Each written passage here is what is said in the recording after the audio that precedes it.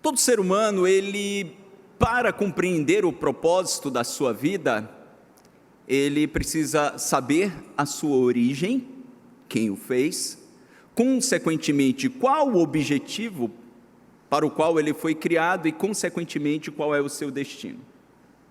Por essa razão, muitas universidades ao redor do mundo, não necessariamente universidades cristãs, em seus campos ou departamentos de filosofia, elas promovem debates dessa natureza, principalmente debates sobre a origem da moralidade. Um destes debates, que aconteceu há 10 anos atrás, em 2010, que foi promovido pela Universidade de Notre Dame, entre um neurocientista ateísta chamado Sam Harris e um grande apologeta cristão, William Lane Craig.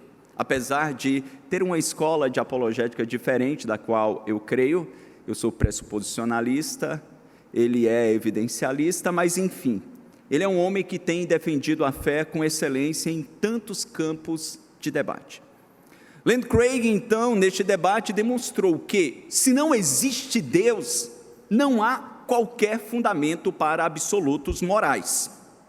Para que uma sociedade possa ter qualquer absoluto moral, ou afirmar absolutos morais, é necessário se crer na existência de um ser supremo que estabelece essa moralidade para estes homens.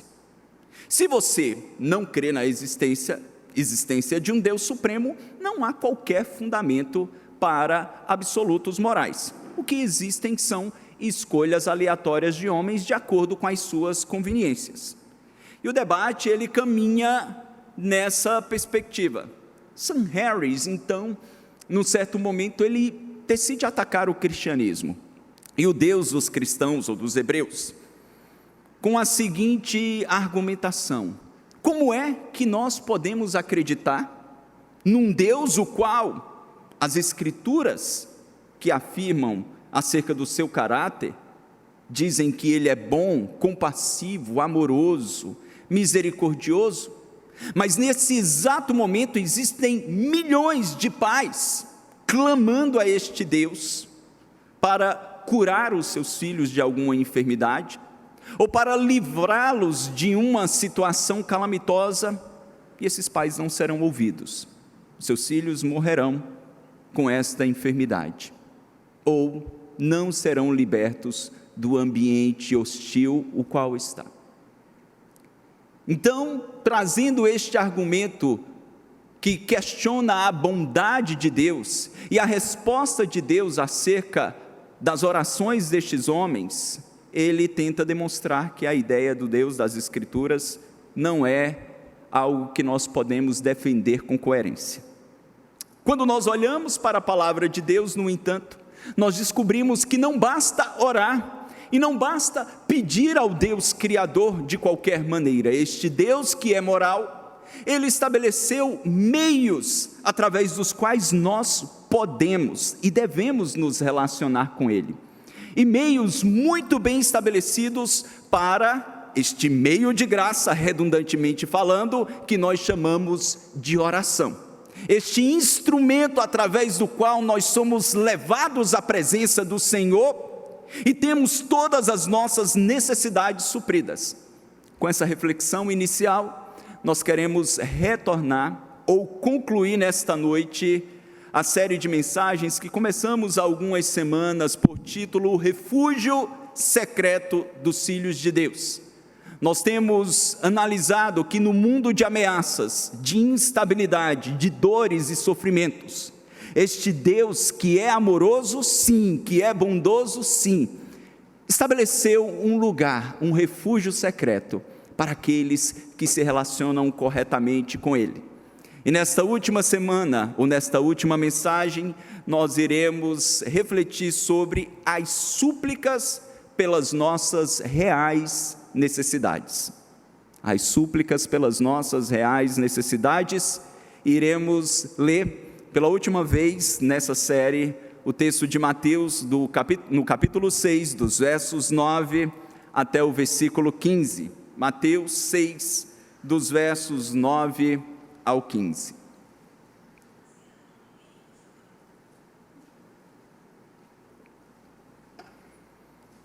Mateus, capítulo 6, dos versos 9 ao 15. Vamos ler todos juntos a oração do Pai Nosso.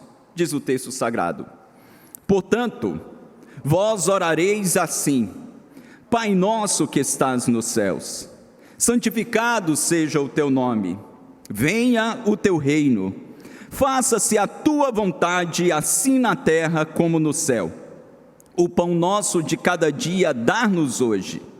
E perdoa-nos as nossas dívidas, assim como nós temos perdoado aos nossos devedores.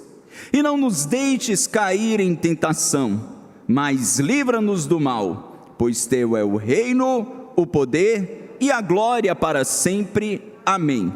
Porque, se perdoardes aos homens as suas ofensas, também vosso Pai Celeste vos perdoará. Se, porém, não perdoardes aos homens as suas ofensas, tampouco vosso Pai vos perdoará as vossas ofensas. Feche seus olhos, vamos orar uma vez mais. Senhor, nós te adoramos por tua bondade, e nesta hora te pedimos, Espírito Santo de Deus, revela-nos a beleza, a profundidade, a glória da tua palavra. Abre o nosso entendimento, o entendimento de todos que estão aqui nesta noite exaltando ao Senhor, e de todos aqueles que estão em seus lares, de modo que ao sairmos deste culto, nós tenhamos clareza, Senhor, acerca das nossas reais necessidades, e possamos suplicar ao Senhor com fervor e fé. Nós te pedimos em nome e para a glória de Jesus. Amém. Queridos, como nós temos visto, nós estamos no Evangelho de Mateus, onde o evangelista apresenta Jesus como o grande rei, não apenas o rei dos judeus, mas aquele que veio para reinar sobre todas as nações. E os capítulos 5 até o capítulo de número 7, ele estabelece a ética deste reino. Não é qualquer homem, de qualquer maneira, que pode fazer parte do reino e ser um súdito do reino. É necessário reconhecer e se submeter à ética deste Rei dos Reis e Senhor dos Senhores. E nós nos lembramos muito bem do primeiro princípio que está na primeira bem-aventurança, no capítulo 5, no verso 3, quando ele diz: Bem-aventurados, mais do que felizes, são os pobres de espírito, porque deles é o reino. Para entrar no reino, para fazer parte do reino, para se relacionar com este rei, todos aqueles homens extremamente religiosos, conhecedores da Torá, deveriam abrir mão de toda a sua arrogância, de toda a sua altivez, prepotência, e reconhecerem que diante do rei, eles eram sim, pecadores miseráveis.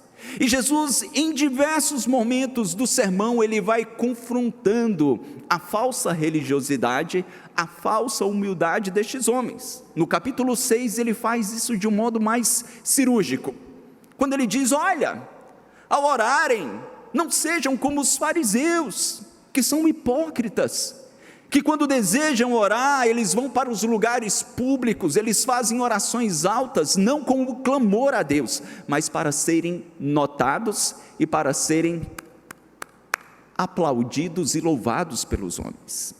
Quando Jesus vai nessa questão mais profunda do coração, ele vai ensinar aos seus discípulos. Lembrem-se, o ensino não vinha apenas através de uma palestra, através de uma aula. O ensino vinha através daquilo que vimos na escola bíblica hoje, vinha através da modelagem. Esses homens conviveram com Cristo, eles o viram orar o tempo inteiro, a ponto de serem tão impactados pela comunhão e intimidade, que eles não pedem ao Senhor para que o Senhor os ensinasse a evangelizar, eles não pedem que o Senhor os ensinasse a pregar, ou a cantar tão bem como esses irmãos cantaram, mas eles pedem sim: Senhor, ensina-nos a orar. Então, na oração do Pai Nosso, Jesus estabelece não uma reza para ser repetida, ou um mantra que tem poder em si mesmo, que ao repetirmos, ele faz com que tudo mude na nossa vida. Não é isso. A oração do Pai Nosso não nos foi dado como uma reza para ser memorizada, mas antes como princípios que estabelecem prioridades na nossa vida de oração. É muito comum nós, pastores, ao nos depararmos com novos convertidos, eles dizerem: pastor, eu não sei orar ainda muito bem, eu não me sinto à vontade, as palavras não fluem. Eu tenho o hábito de, nos nossos encontros de oração, pedir a vários irmãos para orar. E já teve algumas pessoas que deixaram de ir com medo de que eu os pedisse para orar publicamente. E eu fui informado por alguns irmãos. E aí hoje eu tenho a estratégia de dizer: se você está chegando agora, fique calmo, eu não vou pedir para você orar. Ainda a sua hora chegará. Então Jesus aqui, ele estabelece princípios, prioridades da oração. E ela começa com Deus. As 3 primeiras petições, elas estão relacionadas ao Pai. Nós vimos na primeira mensagem que a vida de intimidade e oração é um privilégio exclusivo para aqueles que creram em Cristo, que o reconheceram como Senhor e Salvador. Então não basta orar ao verdadeiro Deus, como o ateísta argumentava. Não basta pedir com boa intenção, é necessário se tornar filho através do sacrifício de Cristo Jesus. E através dessa relação de filiação, nós passamos a ter prioridades corretas em nossa vida. Nós começamos pedindo que o nome do Pai seja santificado. Vimos que a vida de oração começa com adoração, com exaltação, com dignificação, com apreciação, com deleite em Deus. Depois disso, a agenda de oração passa pela preocupação com o reino, com o domínio de Deus que começou em nós, mas que se estende através de nós, na preocupação com os perdidos, com orações missionárias e evangelísticas. Depois disso, vimos que a prioridade, além de pedirmos para a santificação do nome do Senhor, que venha o seu reino, orarmos pela vontade de Deus, para que esta vontade revelada se aplique às nossas vidas e, consequentemente, a verdade ou vontade oculta de Deus em seus decretos, elas se manifestem em nossas vidas de acordo com a sua palavra. Hoje, então, nós iremos para a segunda parte da oração e trataremos das últimas 3 petições. As 3 primeiras, elas estão relacionadas a Deus: teu nome, teu reino e tua vontade. As 3 últimas petições estão relacionadas às nossas necessidades. Pare por um instante. Quais são as suas maiores necessidades hoje? Conseguiu fazer a lista já? Conseguiu se lembrar? Quais são as minhas maiores necessidades?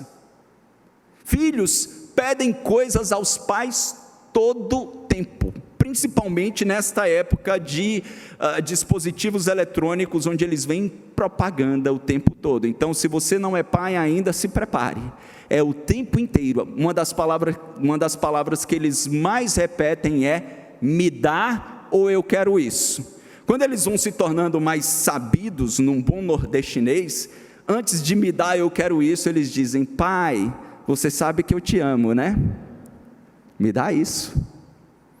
Ou seja, mas nesse vício de petição, que não apenas os nossos filhos, quer crianças ou adolescentes têm, mas nós como filhos deste Deus glorioso, também o temos. Quais são as nossas reais necessidades? Pelo que devemos pedir?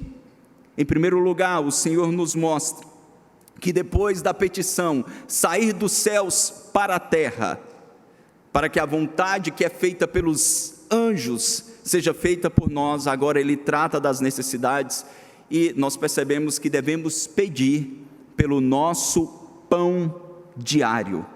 Versículo de número 11: o pão nosso de cada dia dá-nos hoje.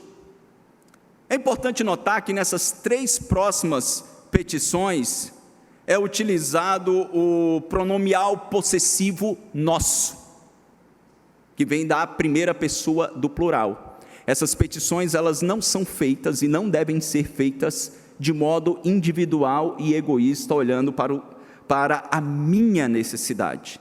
Todas as petições, elas são feitas no pronomial possessivo, nosso pão, o pão nosso de cada dia. O que este pão representa? Lembrem-se, no contexto do judaísmo ou na Palestina, o alimento mais essencial e básico era de fato o pão. Até hoje o pão é um dos alimentos mais consumidos em todas as culturas, em todos os povos. Acredito que talvez perca só para o arroz. Em todo lugar do mundo que eu já fui como missionário, tinha arroz. Arroz diferente, e aí o irmão que é representante de arroz, o nosso presbítero, deu graças a Deus, né, meu irmão? Observem então que na cultura judaica não era o arroz, era o pão, representava aquilo que era mais básico, algo mais elementar. E o Senhor diz, olha, o nosso pão de cada dia ou cotidiano. Essa palavra cotidiano ou de cada dia, segundo as traduções, ela é utilizada no original grego exclusivamente na oração do Pai Nosso, aqui em Mateus e também em Lucas. Em nenhum outro texto ela é utilizada no Novo Testamento. Os comentaristas tentam descobrir então o que Cristo quis comunicar quando nos ensinou a orar sobre o pão cotidiano. E eles concordam, a maioria, que ele estava nos ensinando a pedir por aquilo que é básico e é essencial para hoje, para o nosso dia. Alguns dizem que a melhor tradução seria: dar-me o pão suficiente para este dia, e não para o amanhã. Muitas vezes, Jesus, durante o seu ministério, nos advertiu para não acumularmos muitos tesouros aqui na terra, mas sim no céu. Este pão, que era o mais simples de todos os alimentos, representa também que nós devemos pedir por aquelas coisas que precisamos para viver uma vida saudável. Então, quando Jesus ensina a pedirmos pelo pão, Ele está nos ensinando a pedir por tudo aquilo que é essencial, por tudo aquilo que nós não podemos viver sem, e não necessariamente, exclusivamente por alimento. A saúde é algo essencial, é algo importante? Então, ela está inclusa no pão cotidiano. Uma vestimenta digna é algo essencial, ela está inclusa no pão cotidiano. Um trabalho onde eu possa prover para mim, para os meus filhos e para outros é essencial, ela está inclusa no pão de cada dia. A oração, irmãos, não nos ensina somente moderação, porque observem, Ele não nos ensinou ou não nos deu o princípio para pedirmos de modo que venha superabundar, para que nós ajuntemos, para que nós possamos acumular para os próximos anos, ou para dias difíceis. Não que isso seja pecado em si mesmo, mas Jesus nos ensina, neste princípio de oração, a termos moderação, mas também nos ensina a termos a confiança que o salmista teve lá no Salmo 37, no verso 25, quando já maduro Davi, ele disse: fui moço e agora sou velho, mas nunca vi um justo desamparado, nem a sua descendência mendigar o pão. Quando Jesus nos ensina isso, Ele nos ensina contentamento, a orarmos para estarmos satisfeitos, como o próprio Paulo, escrevendo a Timóteo, disse: olha, tendo o que comer e o que vestir, estais com isso satisfeitos, estai com isso contente. Ele nos ensina a confiarmos na provisão do Senhor e também a eliminarmos a ansiedade acerca do futuro. Nesse mesmo Sermão do Monte, um pouco adiante, no verso 34, Jesus fala sobre o perigo de acumular riquezas, e a falta dessas riquezas, às vezes nos tenta a ansiedade.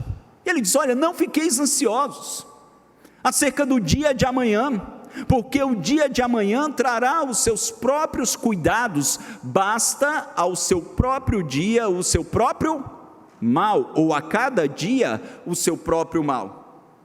Quais são os pontos que nós devemos considerar em todas essas necessidades que são essenciais no nosso cotidiano, no seu hoje, meu irmão?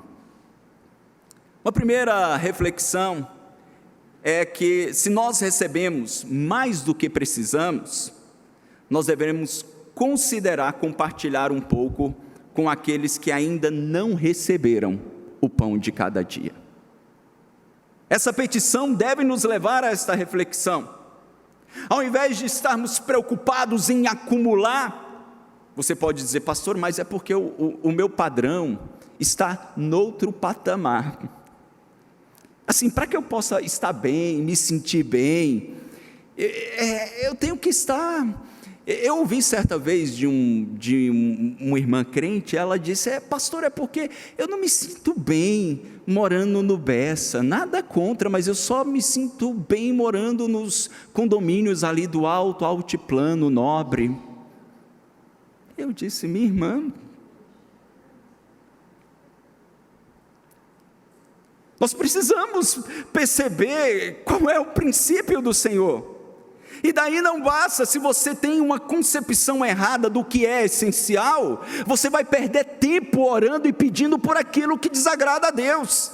E aí não importa se você ora 1 hora, 2, 3, 4 horas por dia, pedindo por algo que é indevido. Tiago vai dizer: você pede e não recebe, porque pede mal, para esbanjar nos vossos prazeres e deleites. Então a primeira consideração é: Deus tem me dado pão, Deus tem me dado vestimenta, além do que é essencial. Será que não é para dividir com aqueles que estão pedindo pelo pão cotidiano? Uma outra consideração é exatamente isso: dar-nos, não dar-me. Se eu compreendo que essa petição ela está no pronomial possessivo, eu não pedi para mim, eu pedi também para o meu próximo, e Jesus deixou claro que o meu próximo é todo aquele que necessita da minha ajuda. Então eu devo ter um coração disposto a abençoar.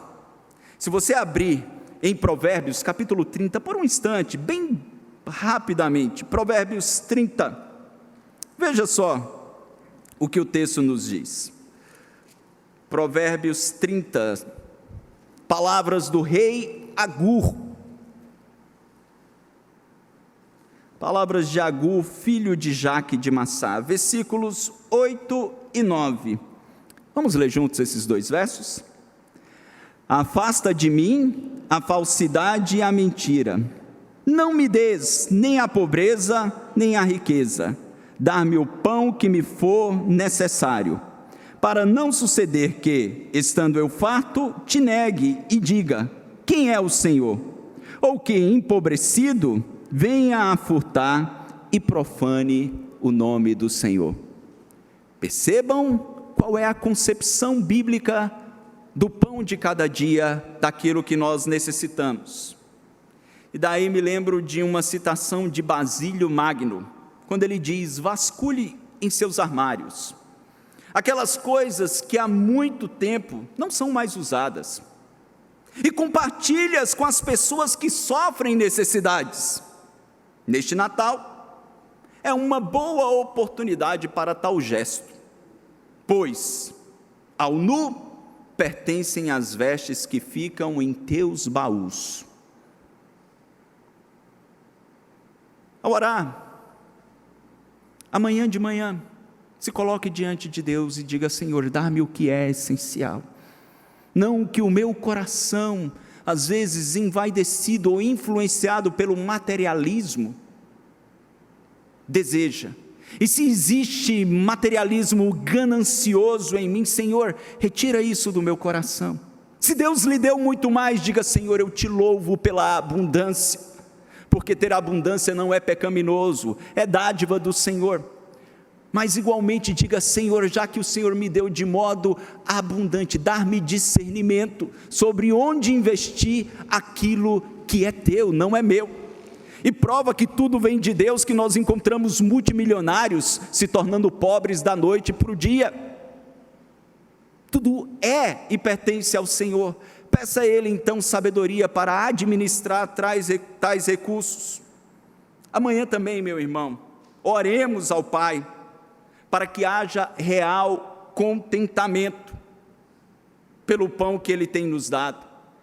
Às vezes nós oramos em nossas refeições ou no início do nosso dia, agradecendo a Deus pelo suposto dia, mas é uma oração meramente verbalizada. O nosso coração está cheio de ansiedade, o nosso coração está cheio de insatisfação, o nosso coração está cheio de amargura tantas vezes, por não estarmos na condição que gostaríamos de estar. Portanto, dobre os joelhos e peça: Senhor, dar-me real gratidão, a gratidão de reconhecer que eu tenho muito além daquilo que mereceria, porque eu não mereceria nada além da condenação, se não fosse Cristo em minha vida. Por isso, Senhor, gera maior gratidão em minha vida.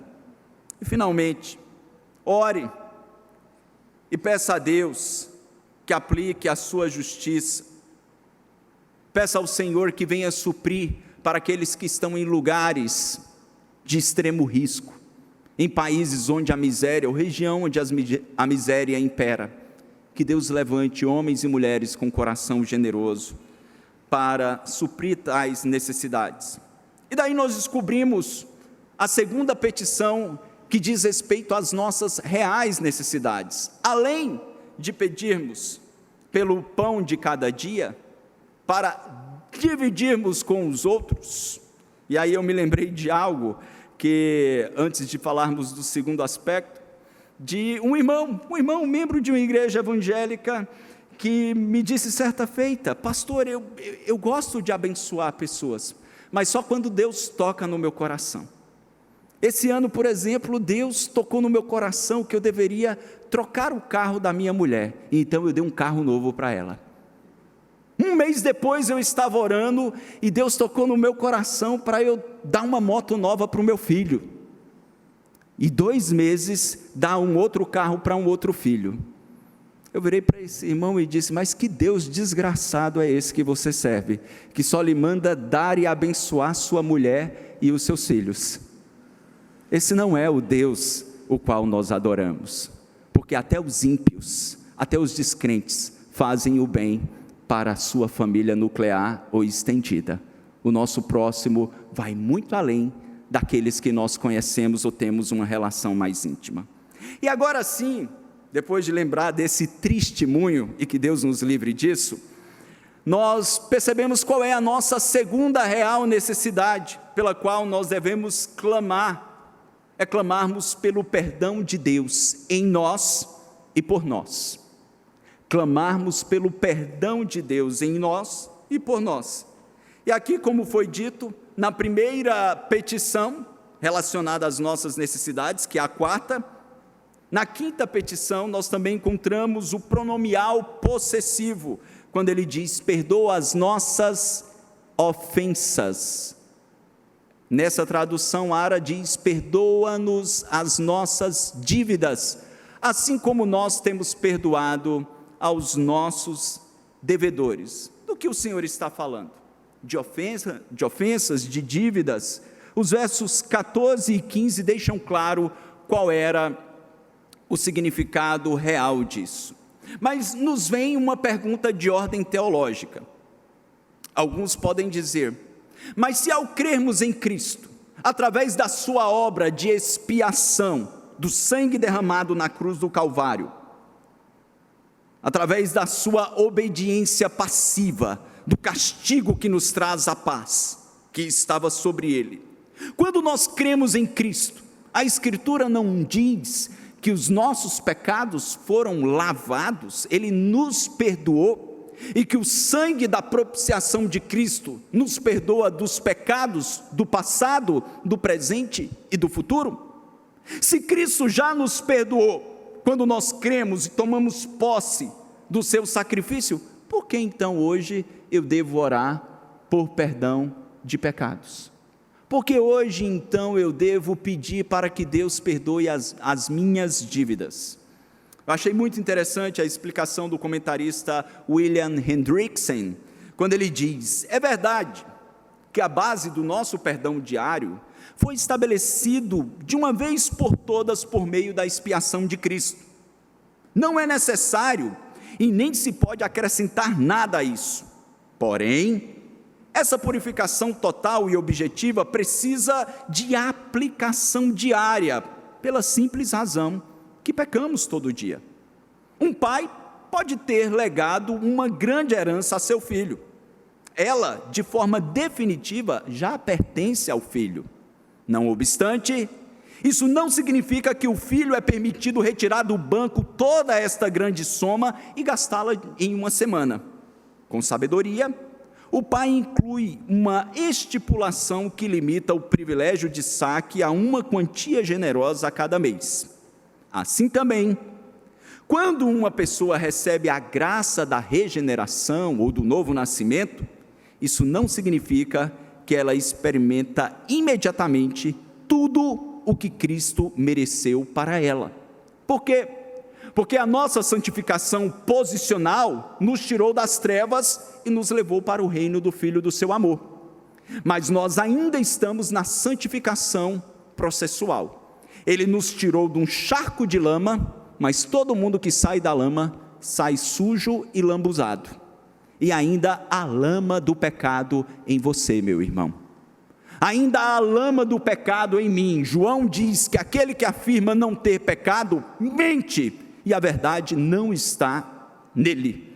Nós não somos e não cremos na heresia do perfeccionismo. Ainda somos pecadores. Ainda pecamos. E por isso, os benefícios de Cristo, da sua expiação, se aplicam sobre a nossa vida. E devemos diariamente suplicar por perdão, subentendendo que o suplicante, nós, quando clamamos, estamos reconhecendo que não existe outro método, não existe outro meio através do qual os nossos pecados podem ser perdoados.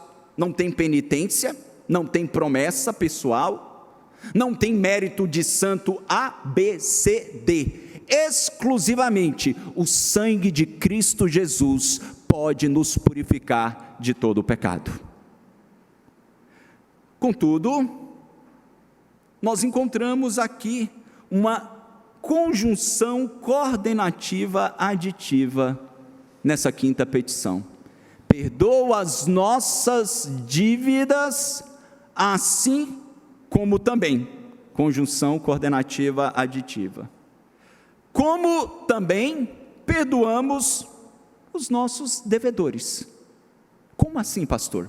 Você acabou de dizer que nós não podemos granjear mérito para alcançar o perdão de Deus.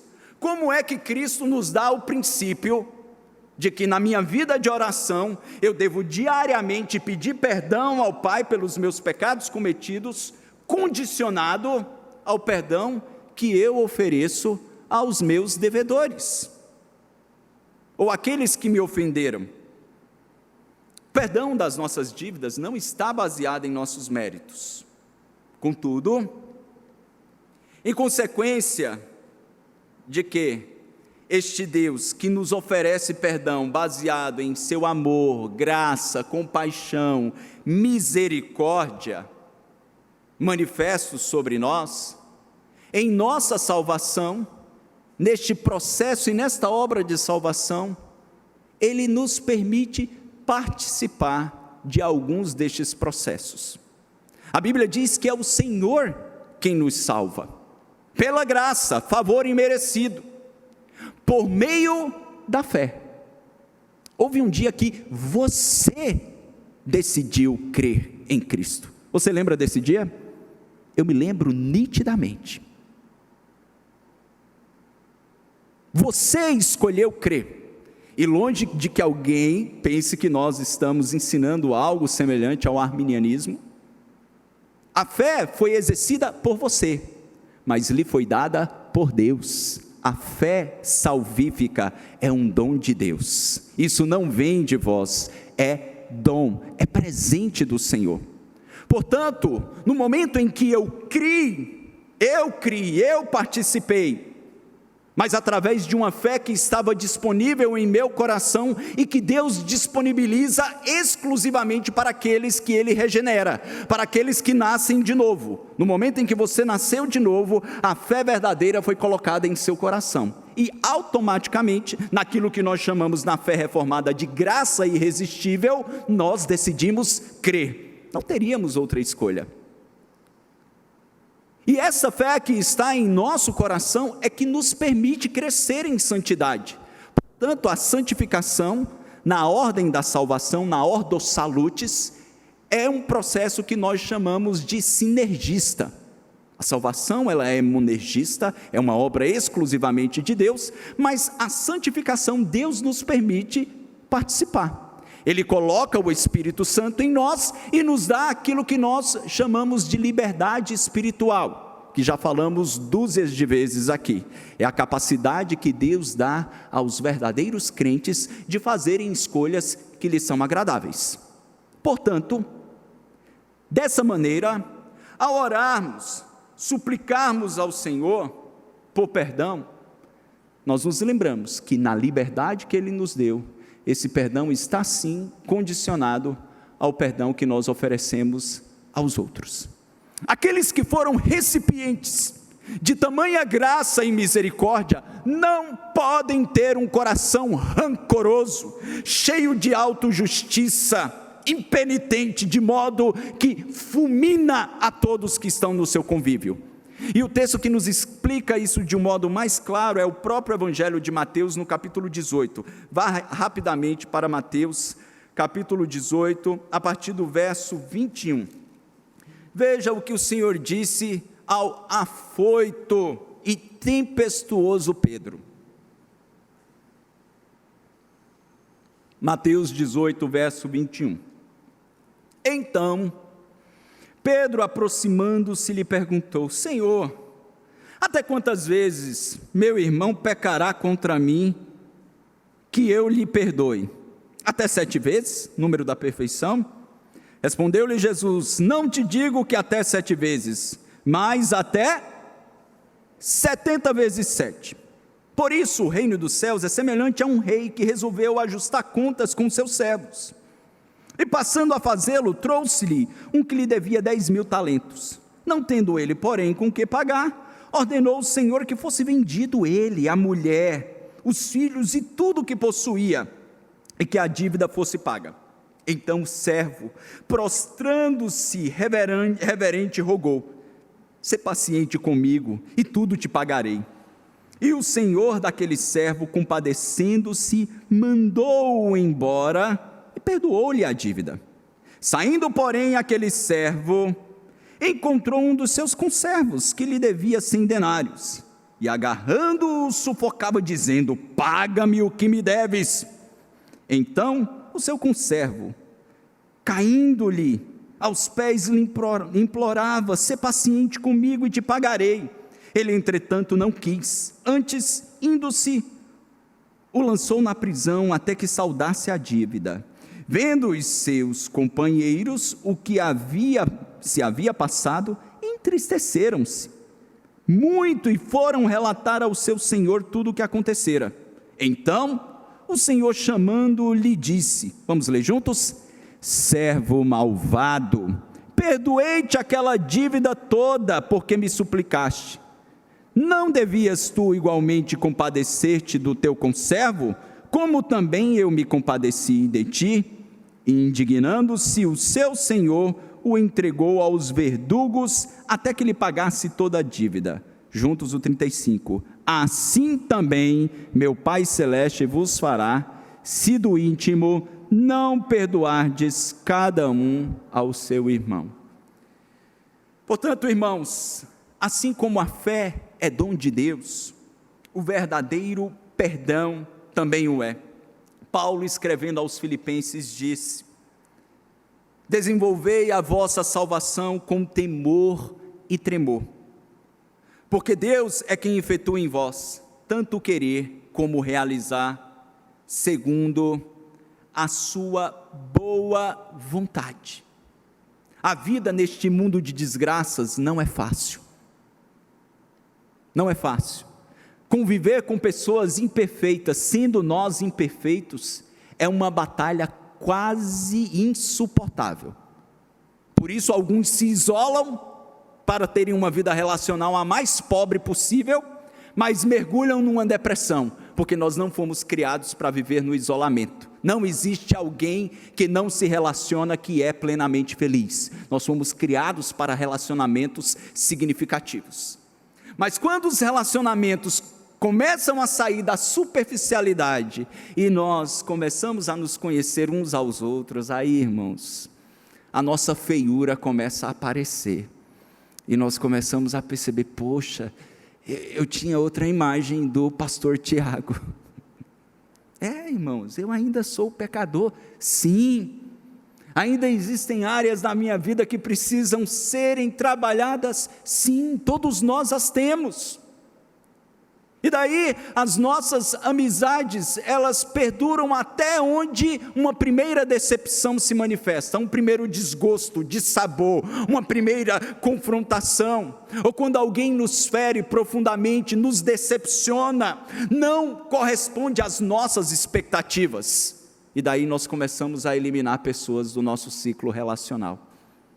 Quantas pessoas você já eliminou depois da sua caminhada cristã? Porque elas erraram com você,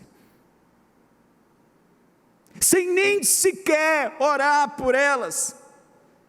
E o Senhor nos ensinou que para nós provarmos do sabor, da alegria e da paz que o perdão de Cristo nos traz, nós precisamos perdoar aqueles que nos ofenderam, porque o Espírito que habita em nós, ele é entristecido quando nós guardamos ressentimento, rancor, animosidade contra qualquer pessoa. Ainda que o comportamento dessas seja abominável, nós devemos abominar o pecado, abominar a má conduta. Se essas pessoas não abandonarem o pecado, nós devemos nos distanciar sim, mas jamais alimentarmos em nosso coração raiva, indignação, rejeição, porque nós encontramos homens cheios do Espírito, que entenderam este princípio, e quando oravam ao Senhor, oravam pelos seus algozes, oravam por aqueles que os odiavam com ódio visceral. O primeiro mártir da igreja, Estevão, sendo apedrejado por homens que não suportavam ouvir a verdade, ele ora, e ao orar ele vê a glória do Senhor, ele vê os céus abertos, ele vê a Jesus, e ele então suplica: Senhor, não impute a estes homens este pecado. Portanto, irmãos, para viver neste mundo, que às vezes é quase insuportável, amanhã de manhã, depois de orar pelas suas necessidades básicas, e como ajudar nas necessidades básicas dos outros, dobremos os nossos joelhos e comecemos a sondar o nosso coração, não apenas dos pecados, acerca dos pecados contra os quais nós lutamos, e às vezes temos dificuldade de reconhecê-los. Uma pessoa fala, duas falam, três falam, e nós falamos: não, estão conspirando contra mim. 10 pessoas falam que eu tenho dificuldade nessa área, e eu não quero enxergar. Então ore ao Senhor: Senhor, dá-me lucidez para perceber quem eu realmente sou, para perceber quais são os pecados contra os quais eu luto de modo mais intenso, e depois de reconhecer isso, e orar pelo perdão, que nos foi granjeado pelo sangue de Cristo, comece a analisar qual é o sentimento que você tem no seu coração, pelas pessoas com as quais você convive, pelas pessoas que te feriram, sim, pelas pessoas que erraram feio, e por mais que às vezes nós possamos verbalizar e dizer: não tenho nada contra ela, eu só não quero vê-la nem pintada de ouro e coberta ou cravejada de brilhante. Eu suspeito que exista uma raiz de amargura aí, viu, meu irmão? Ore, Senhor, tira isso do meu coração, tira isso do meu coração. Sabe por quê? Raiz de amargura não faz mal para ninguém além de quem sente. A pessoa de quem ou com quem você está ressentida está vivendo a vida dela, nem se lembra, às vezes nem sabe, e você está carregando ela com você para onde vai. Ela não sai da sua mente. Lembra? Quando você ficou muito magoado com alguém, você pensava nela o dia inteiro. É pior do que adolescente apaixonado. Só que você pensava e pensava com raiva, lembrava e lembrava com raiva.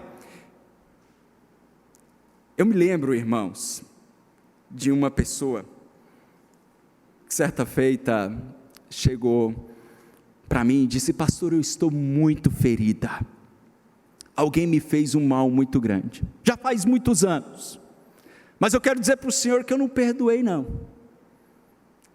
Ela disse: pastor, e isso voltou do meu coração, e eu já acordei em algumas vezes na noite pensando e dar um cabo na vida dessa pessoa. E me perguntou, essa irmã: pastor, Celso que trabalha na igreja é crente mesmo? Porque eu já pensei até em perguntar se ele não podia resolver isso para mim. Eu disse: minha irmã, pelo amor de Deus, ore por cura, e no dia que você quiser ligar para Celso, não ligue para ele não, ligue para qualquer um dos pastores ou presbíteros da igreja. Eu sei que essa irmã falou isso num tom de brincadeira, irmãos, mas revelava a ferida que ela tinha no coração. Às vezes você não tem coragem de tirar a vida literalmente de uma pessoa, mas Jesus disse que se você odiar o seu irmão no seu coração, você já cometeu assassinato. Portanto, amanhã de manhã, dobre os joelhos e diga: Deus, derrama deste amor que é sobrenatural, assim como sobrenatural é a fé que tu geraste em mim, derrama deste amor, porque de mim mesmo eu não tenho condições de perdoar. E aí você vai provar a mesma graça e o mesmo poder que veio sobre Estevão, que veio sobre Paulo, que veio sobre Pedro e que veio sobre tantos servos de Deus, a ponto de orar pelos vossos inimigos e amá-los e provar a graça da comunhão e do perdão de Deus pelos nossos próprios pecados. Em terceiro e último lugar, irmãos, nós devemos suplicar por proteção e livramento. Observem que a quarta petição, ela está conectada à quinta, e a quinta petição está conectada à sexta, a última petição, quando então ele diz, voltando a Mateus capítulo de número 6, e não nos deixes cair em tentação, mas livra-nos do mal. Alguns comentaristas dizem que seriam 7 petições e não 6, mas livra-nos do mal seria então uma outra petição. Contudo, nós não encontramos a conjunção e, que é encontrada na distinção de todas as demais petições. Então, concordamos que ela se trata de uma única petição com ênfases diferentes. Nós devemos suplicar o que o Senhor nos ensina aqui. A palavra grega, quando o Senhor diz, não nos deixes cair em tentação, a palavra grega para tentação é a palavra peirasmos, que é uma palavra neutra. Dependendo do contexto, ela pode ser traduzida como provação ou tentação. E daí, alguns estudiosos discutem bem, mas como é que eu vou pedir a Deus para não me deixar cair em tentação? Se Tiago, ao escrever, lá no capítulo 1, no verso 3, ele diz, quando alguém for tentado, jamais deverá dizer, estou sendo tentado por Deus, pois Deus não pode ser tentado pelo mal, e a ninguém tenta. Como é que eu vou pedir para Deus me livrar de algo que Ele não faz comigo? Como entender essa petição e como aplicá-la à minha vida, se Deus não pode nos tentar? E esse mesmo Tiago, nos versos 2 e 3, ele usa essa mesma palavra, peirasmos, quando diz, meus irmãos, considerem motivo de grande alegria o fato de passardes por diversas provações, pois vocês sabem que a prova da sua fé produz perseverança. Então, se a Bíblia diz que provações são instrumentos de crescimento, por um lado, e a Bíblia diz que as tentações elas não podem vir de Deus, ela vem dos nossos 3 adversários: o mundo, presbiterianos, todos conhecem. Vocês estão em casa, não ouviram, mas foi um coral altíssimo. É porque só capta o meu microfone. Vamos lá de novo, para eles ouvirem. O mundo, a carne e o diabo. Os nossos 3 grandes adversários. Como é que eu vou pedir então para Deus? Como harmonizar isso? Eu concordo com um dos pais da igreja chamado Crisóstomos, quando ele diz que a igreja, quando declara que nesse texto Jesus não está falando lógica ou teologicamente, mas sim do desejo do coração e inclinação que levam o cristão a querer evitar os perigos e problemas criados pelo pecado. Orar então, quando nós oramos por perdão pelos pecados que cometemos, é também suplicarmos a Deus para nos livrar das circunstâncias que podem nos submeter a situações adversas. Nós encontramos homens na Bíblia que, se tivessem orado, tivessem ouvido o que o Senhor fez ali no Getsemane, quando os discípulos, hoje pela manhã o reverendo Kilvin mencionou, foram convidados a orar e vigiar com ele, por pelo menos 1 hora, eles não fizeram, e o Senhor disse: olha, nem por 1 hora vocês puderam orar e vigiar comigo? O Senhor diz: orai e vigiai, para que não entreis em tentação. Na verdade o espírito está pronto, mas a carne é fraca. Os descrentes só memorizam a última parte do verso. Carne é fraca, né?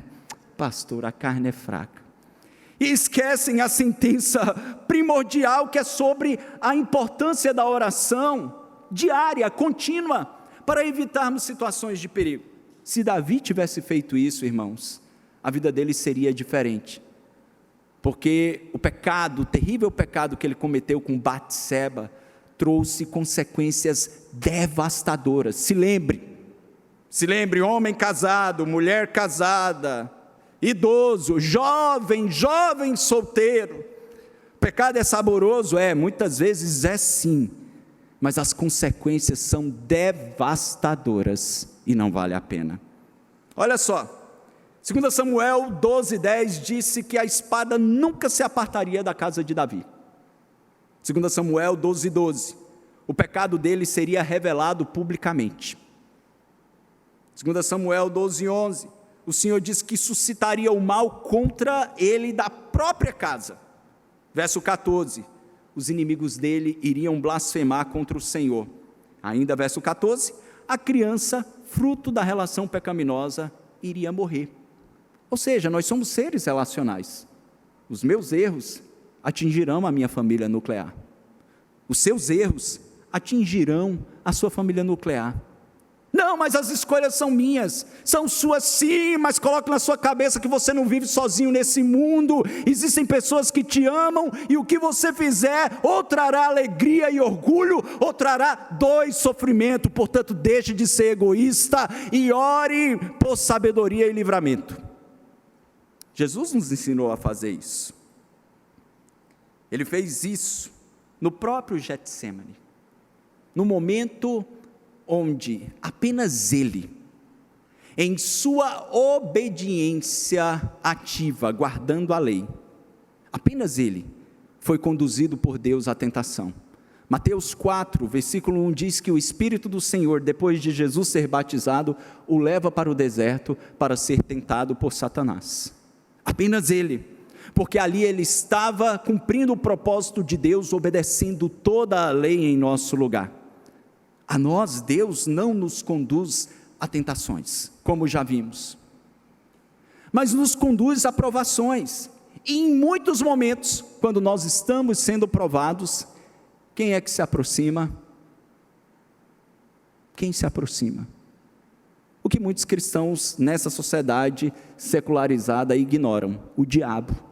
Ele existe, ele é o príncipe deste mundo, e ele intenta contra a igreja de Deus, ele intenta contra os filhos de Deus, ele intenta contra a sua fé e a minha, além da nossa própria carne e do mundo hostil. Portanto, irmãos, Jesus estava nos ensinando a orar aqui, como Paulo orou quando escreve aos Filipenses, lá no capítulo de número 6 e no versículo de número 10, e eu encerro com a leitura dessa passagem, Efésios, capítulo de número 6, um dos textos mais conhecidos do Novo Testamento, conhecido como a armadura de Deus. Efésios capítulo 6, versículo de número 10. Quanto ao mais, sede fortalecidos no Senhor e na força do seu poder, revesti-vos de toda a armadura de Deus, para poderdes ficar firmes contra as ciladas do diabo. Porque a nossa luta não é contra o sangue e a carne, e sim contra os principados e potestades, contra os dominadores deste mundo tenebroso, contra as forças espirituais do mal nas regiões celestiais. Vamos juntos, o 13? Portanto, tomai toda a armadura de Deus, para que possais resistir no dia mau, e depois de terdes vencido tudo, permanecer inabaláveis. Então, meu irmão, a vida está cheia de provações nas mais diversas áreas. Todavia, nem todas as provações, elas são tentações. Se você está sendo provado intensamente em alguma área da sua vida, ore por discernimento. Amanhã de manhã, ao se deparar com a provação que não foi embora, peça: Senhor, dá-me discernimento, para aprender as lições que o Senhor deseja que eu aprenda.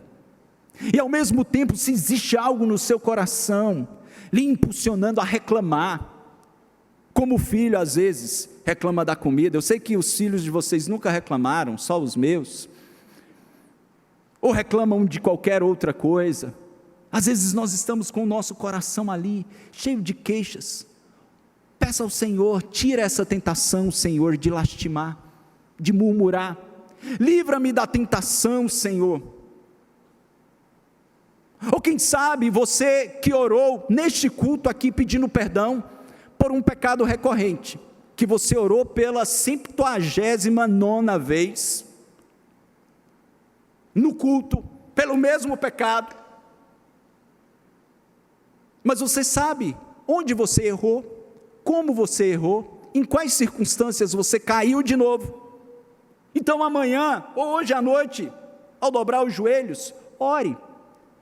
Orar pedindo para que o Senhor nos livre do mal, é orar pedindo estratégias a Deus de como vencer este pecado, porque não é possível eu ter 20, 30, 40 anos de vida cristã, e continuar sendo maledizente. Digamos que o diácono Eduardo Camacho, quando chegou aqui, era o maior fofoqueiro da IP Tambaú, só um exemplo, viu, meu irmão? E 20 anos se passaram, e todos continuam identificando como um maledizente, como um língua solta, ou um língua preta. Não é possível.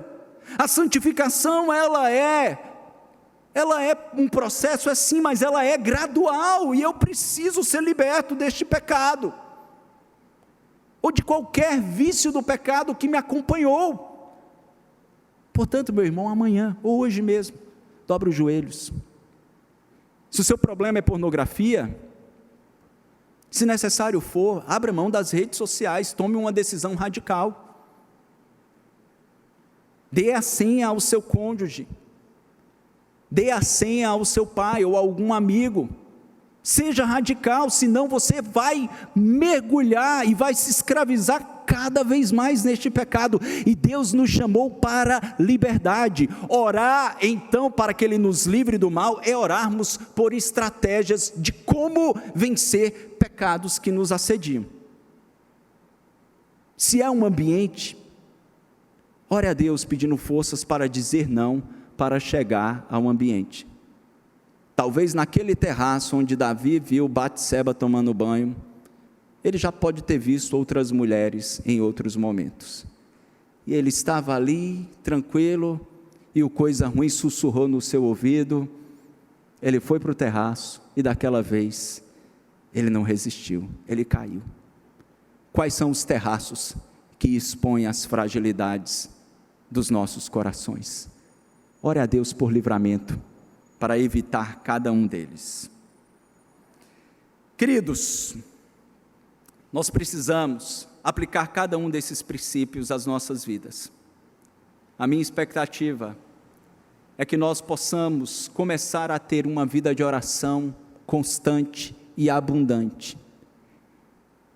E que nós peguemos cada um destes princípios e, ao dobrarmos os joelhos, comecemos a aplicar e a orar por cada uma dessas prioridades.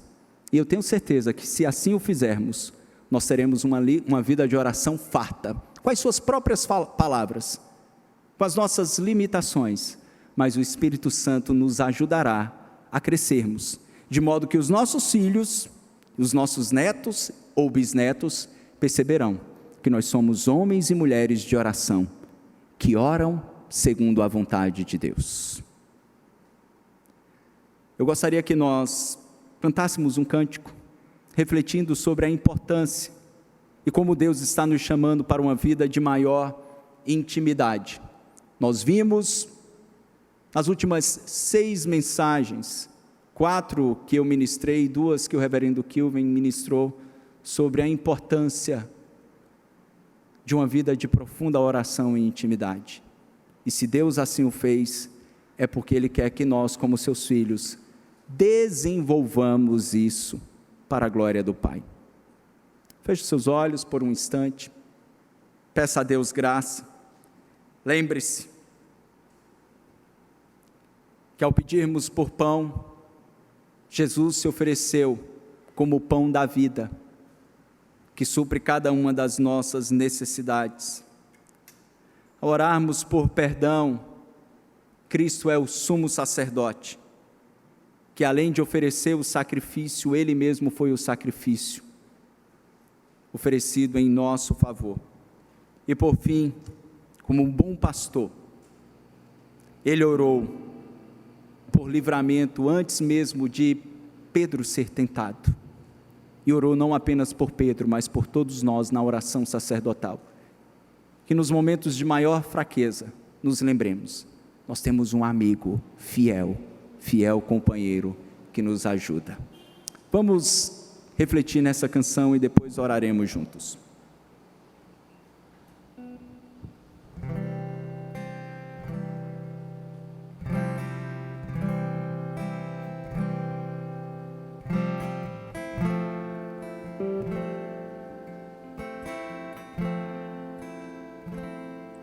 Na oração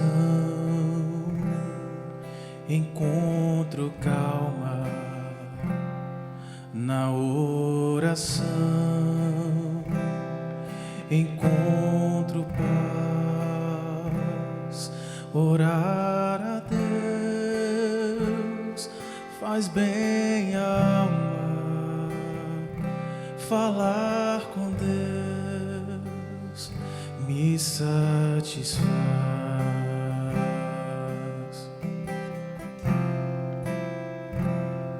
Falar com Deus, que privilégio, abrir a alma ao Criador, sentir que os céus estão abertos, ouvir a voz do Salvador.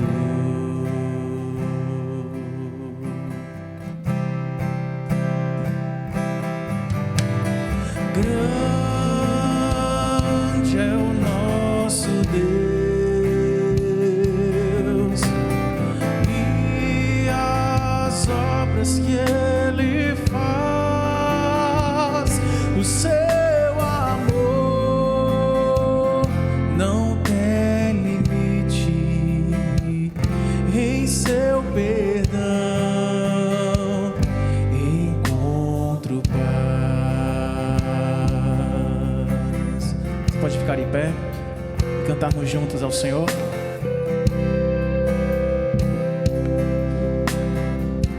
É um privilégio falar com Deus. Falar com Deus é o que eu preciso, pois Ele é a fonte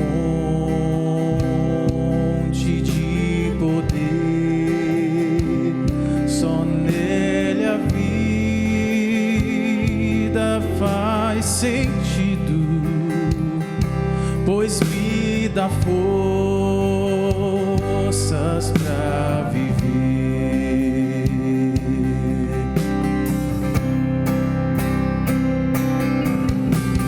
Grande é o nosso Deus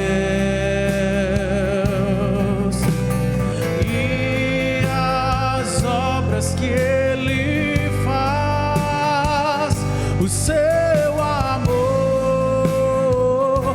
não tem limite, e em seu perdão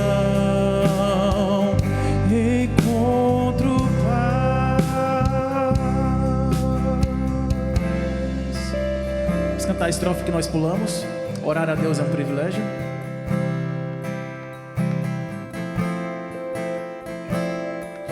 Orar a Deus. A outra estrofe. Que privilégio abrir a alma ao Criador, sentir que os céus estão abertos, ouvir a voz do Salvador. A sua voz, cantemos ao grande Deus. Grande é o nosso Deus e as obras que Ele faz, o seu amor não tem limite, e em seu perdão encontro paz. Sua igreja cantando, grande.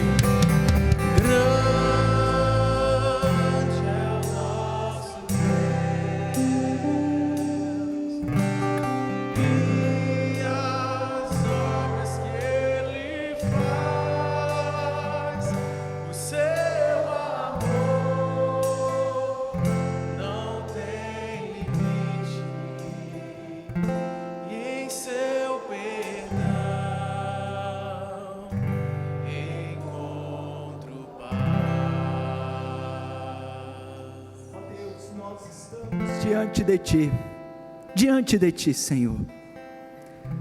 Nós temos andado tão atarefados, cheios, Senhor, estressados, as nossas mentes às vezes elas devagam, nós temos passado pouco tempo diante de Ti. Perdoa-nos, Senhor.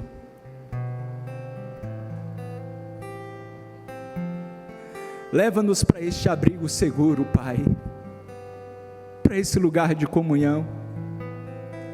Ajuda-nos a ter um coração de Maria no mundo de Marta, ó Deus, ajuda-nos. Ajuda-nos a nos deleitar em Tua presença, encontrarmos, ó Deus, exultação na glorificação, santificação do Teu nome, na expansão do Teu reino, no cumprimento da Tua vontade. Ajuda-nos a termos um coração satisfeito com tudo que o Senhor nos dá, a perdoarmos amorosamente os que nos ferem, gozando do Teu perdão, ó Deus, e orando por discernimento, vigilância, pois Teu é o reino, Teu é o poder, Tu é a glória eternamente. Fortalece a Tua igreja, Senhor, renova a Tua igreja, transforma-nos no mundo ativista, cada vez mais numa igreja de oração, fervorosa em oração e súplica. Nós Te pedimos, refugiados no Teu abrigo seguro, em nome de Jesus, amém. Podem tomar assento, queridos.